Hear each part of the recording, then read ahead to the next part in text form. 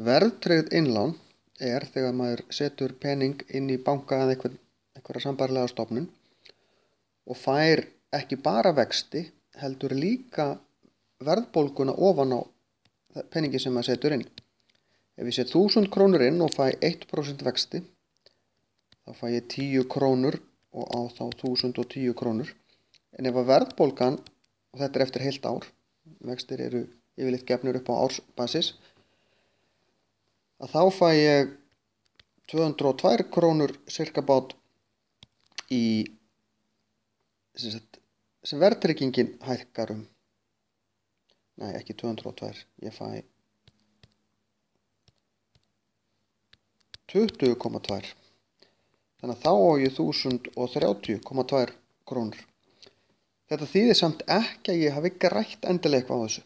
Því að verðbólgan, þetta segir sér tala hérna, hún segir mér að allt í kringum mig hafi hækkað 2% á þessu ári.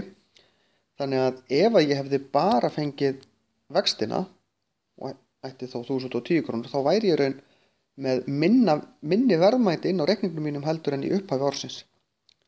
Ég er sem sagt tapa því ég þarf að vera komin í 1020 krónur til þess að halda verðgildinu.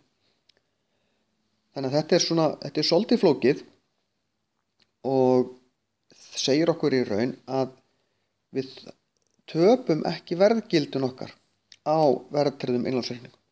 En af hverju eru þá ekki allir reikningar verðtryggðir? Jú, það er vegna þess að verðtryggðir reikningar eru yfirleitt bundnir. Það er að segja að peningurinn er fastur í marga mánuði, jafnvel mörg ár. Þannig að verðtryggðir reikningar eru sniðugir ef maður á svolítinn pening sem maður vill geyma mjög lengi og þarf ekki að nota fyrir eftir, maður veit maður þarf ekki að nota það fyrir eftir ákveðin tíma. Þá er gott að nota svoleiðis reikninga, en ef maður þarf hugsanlega að nota peningin innan einhvers skamms tíma, þá er ekki gott að hafa peningin fastan inn og þá þarf maður að nota óverðtryggða reikninga.